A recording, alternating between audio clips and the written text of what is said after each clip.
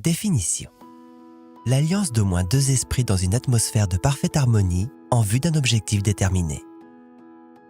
Notez bien la définition de ce principe, car elle fournit la clé de la puissance personnelle.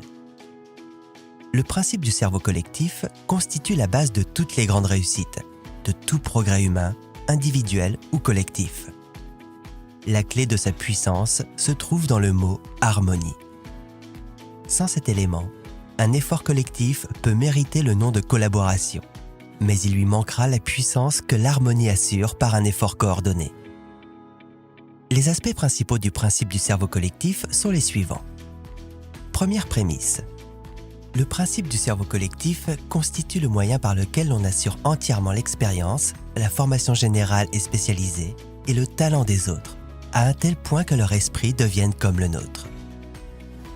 Deuxième prémisse. L'alliance d'au moins deux esprits dans une atmosphère de parfaite harmonie qui vise un objectif déterminé stimule, inspire chaque esprit et peut lui faire connaître cette disposition d'esprit qui s'appelle la foi. Une petite idée de cette stimulation et de cette puissance nous est donnée par les fortes amitiés et par l'amour. Troisième prémisse, tout cerveau humain joue le rôle d'une station à la fois émettrice et réceptrice pour l'expression des vibrations de la pensée. Le principe du cerveau collectif stimule l'action de la pensée par ce qu'on appelle la télépathie, assurée par le sixième sens. C'est ainsi que beaucoup d'alliances commerciales et professionnelles trouvent leur expression dans la réalité. Il est rare que l'on atteigne un poste élevé, une puissance réelle, sans avoir à appliquer le principe du cerveau collectif, ce principe qui nous permet de profiter de l'esprit des autres. Ce seul fait est une preuve suffisante de la validité et de l'importance du principe du cerveau collectif. C'est un fait que tout le monde peut remarquer sans effort d'observation et sans être taxé de naïveté. Quatrième prémisse, le principe du cerveau collectif, lorsqu'il est activement appliqué, a pour effet de mettre en relation notre subconscient avec celui de nos associés. Ce fait explique bien des résultats apparemment miraculeux. Cinquième prémisse, les champs d'application les plus profitables du principe du cerveau collectif sont les suivants. Le mariage, la religion, les activités professionnelles. Le principe du cerveau collectif permit à Edison de devenir un grand inventeur, et cela en dépit de son peu d'instruction et de son absence de formation dans le domaine des sciences qu'il a abordé. Voilà un fait qui devrait rendre espoir à tous ceux qui se croient, à tort, handicapés sérieusement par leur manque d'instruction. Par le principe du cerveau collectif, chacun peut comprendre l'histoire et la structure de cette planète, grâce aux connaissances des géologues. Grâce aux connaissances et à l'expérience des chimistes, on peut faire un usage pratique de la chimie sans avoir de formation en ce domaine. Grâce à l'aide des savants, techniciens, physiciens et mécaniciens, on peut devenir un inventeur, sans avoir de formation dans aucun de ces domaines. Il existe deux types d'alliances dans le cadre de notre principe. 1. Les alliances conclues pour des raisons purement personnelles ou sociales, parents, religieux ou amis, où l'on ne cherche aucun profit matériel. La plus importante de ces alliances est celle d'époux et d'épouses. 2. Les alliances formées pour des raisons commerciales ou professionnelles dans un but commun à tous ses membres. Voyons maintenant quelques illustrations importantes de la puissance qui a déjà été atteinte grâce à l'application du principe du cerveau collectif. Le système américain de gouvernement, tel qu'il est défini dans la Constitution, retiendra en premier lieu notre attention, parce que c'est une forme de puissance qui affecte de façon capitale le sort de chaque citoyen de ce pays, et dans une grande mesure, celui du monde entier. Les États-Unis se distinguent à 3 titres. C'est la nation la plus riche du monde, c'est la nation la plus puissante du monde, c'est la nation qui assure le plus de liberté personnelle à ses citoyens. Les richesses, la liberté et la puissance. Quelle combinaison impressionnante! L'origine de ces atouts n'est pas difficile à déterminer. La Constitution américaine et le système de la libre entreprise s'harmonisèrent si bien qu'ils fournirent aux citoyens une puissance spirituelle et économique unique au monde. Notre système de gouvernement est un prodigieux cerveau collectif composé des relations harmonieuses de tous les citoyens, organisés en 52 groupes différents appelés États. Le cœur du cerveau collectif américain est facile à distinguer. Il suffit de décomposer notre gouvernement en ses parties composantes, qui sont toutes sous le contrôle direct de la majorité des citoyens. Voici quelles sont ses composantes. Le pouvoir exécutif, assuré par le président, le pouvoir judiciaire, assuré par la Cour suprême, le pouvoir législatif, assuré par les 2 chambres du Congrès.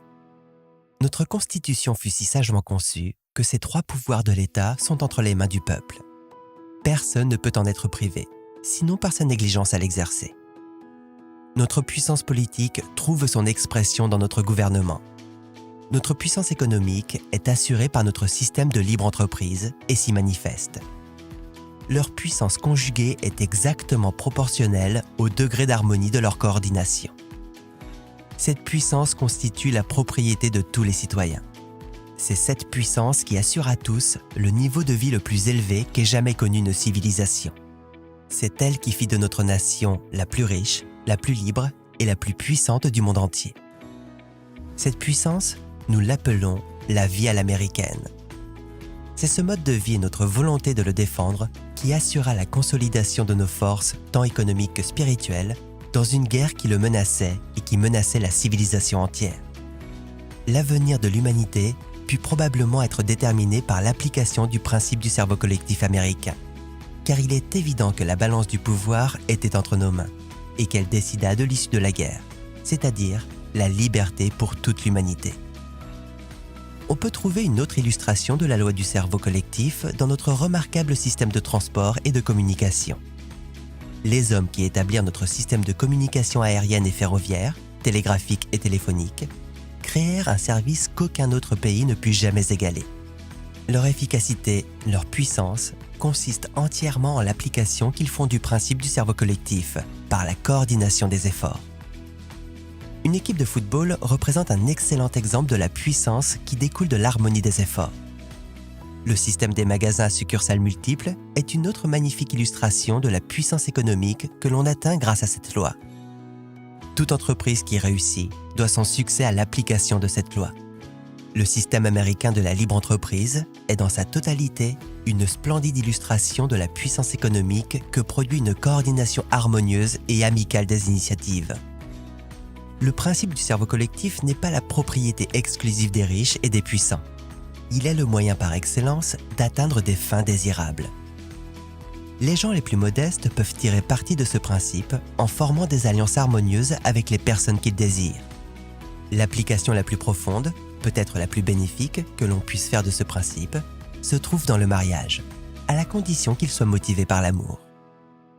Ce type d'alliance ne coordonne pas seulement l'esprit des époux, mais il mêle les qualités spirituelles de leur âme. Une telle alliance n'apporte pas seulement joie et bonheur aux époux. Elle assure un caractère équilibré aux enfants et les éléments de base d'une vie réussie. Vous comprenez maintenant quelle est cette source essentielle de puissance pour les hommes, le principe du cerveau collectif. La responsabilité vous revient d'en faire le meilleur usage. Faites-en un bon usage et vous jouirez du privilège d'occuper un vaste espace dans le monde. Un espace tant au point de vue géographique qu'au point de vue de l'étendue des relations humaines amicales et harmonieuses. Ne craignez pas de viser haut lorsque vous établirez votre objectif. N'oubliez pas que vous vivez dans un pays riche d'avenir où personne n'est limité par la nature, la quantité ni la qualité des richesses que l'on peut acquérir. Ceci est vrai à la condition que nous soyons prêts à fournir une part adéquate en retour. Avant de vous fixer un objectif dans l'existence, retenez ces lignes, apprenez-en la leçon.